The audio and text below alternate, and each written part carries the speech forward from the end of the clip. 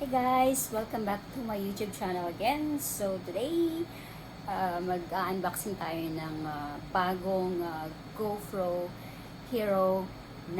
So ito yung bagong GoPro Hero 9. Pakita sa inyo guys. Ito na siya.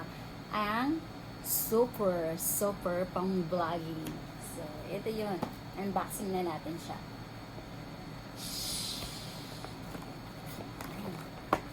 Oh, wow! May free na siyang kasamang pouch.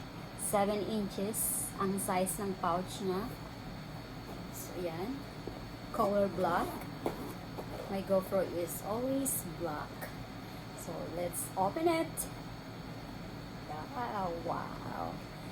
So, ito yung mga laman ng box. Meron na siyang free cable, battery, meron din siya for camera para i-attach dun sa mga monopod para i-attach dito or tripod.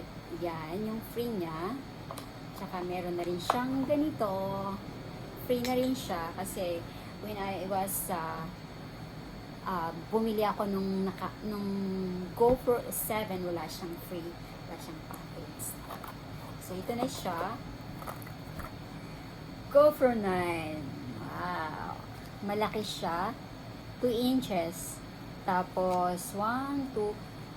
Ang wide niya is 3 inches. Ang length niya is 2 inches. Ito yun siya. So, mas malaki. Natanggal ko na siya.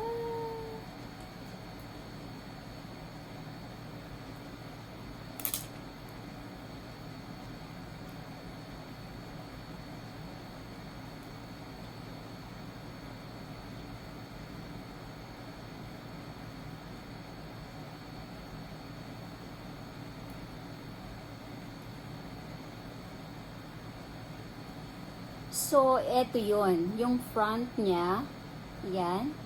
Mas malaki yung lens niya at meron siya ditong screen. Ito yung touchscreen niya para sa settings. So, ito naman yung niya ng battery. Dito sa gilid, ipapop mo lang siya. Ipupush mo lang siya. Ito yung sabi nilang mahirap buksan talaga. Ito yung part napahirapan bukas ng bagong GoPro 9. So, dito yung battery niya. So, lagay natin yung battery. So, dito rin yung memory. Yan. Wala siyang free memory. Kasi ito. Mas malaki yung battery niya. Mas makapal kaysa GoPro 7. Yan. Yan yung kaibahan nila. Mas malaki at mas makapal yung GoPro 9. Yan o. Ang layo ng diferensya. Akala ko para sila ng battery kaya pwede ko siyang magamit. Pwede ko magamit yung battery ng GoPro 7 pero hindi pala sila magkapareho. So yun. Yan yung diferensya niya. Mas makapal at malaki ang battery ng GoPro 9. So lalagay na natin siya.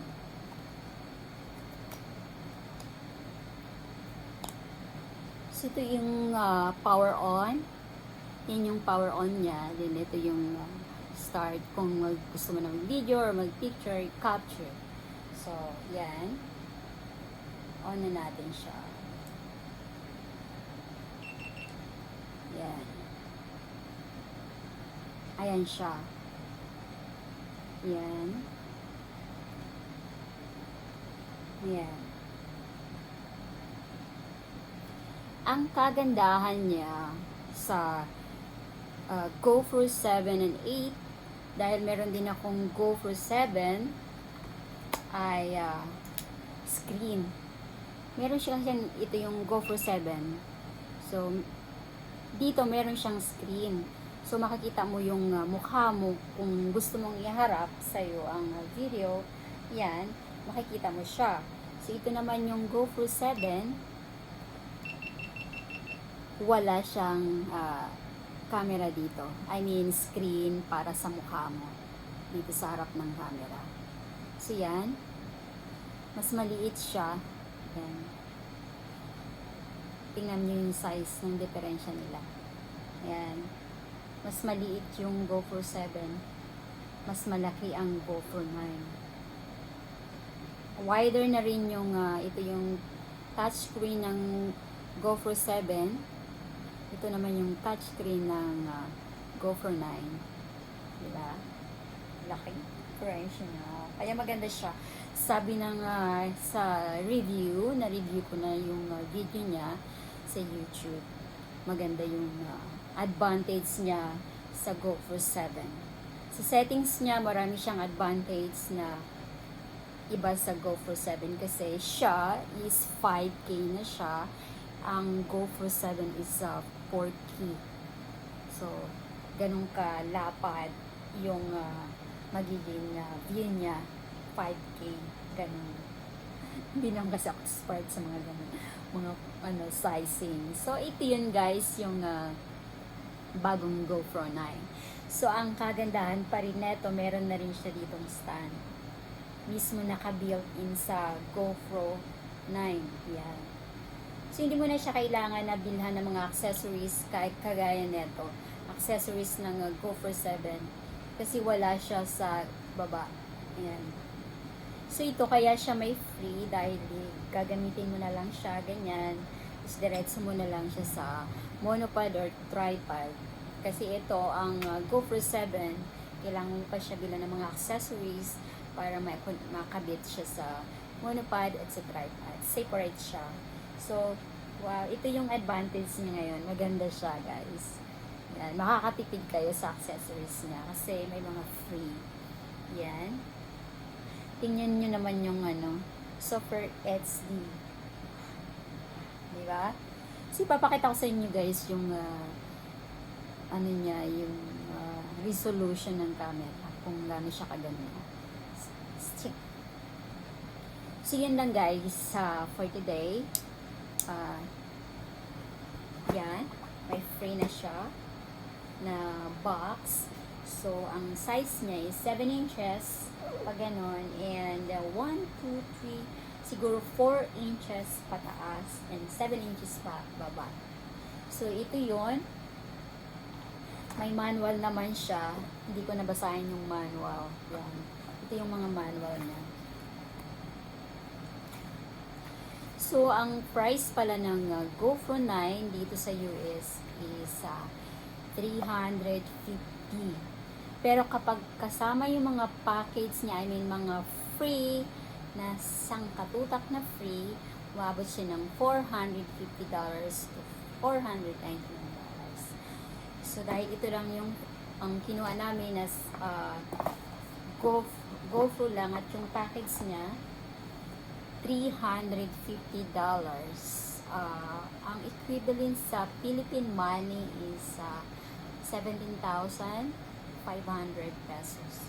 So, hindi ko lang sure kung magkano ito sa Pilipinas ngayon, ang GoPro 9.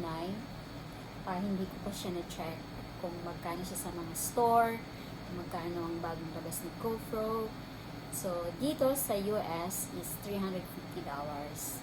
Pero, sulit naman sa price niya dahil maganda ang review niya sa YouTube. So, kung mga kagaya ko rin kayo na mga vlogger, kung meron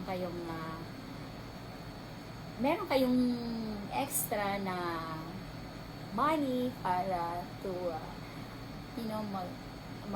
tawag doon, upgrade ng mga camera for vlog, I suggest GoPro 9. Maganda siya. So, yun lang guys. Thank you for watching my vlog. Don't forget to like and subscribe my channel. See you next time. Bye-bye.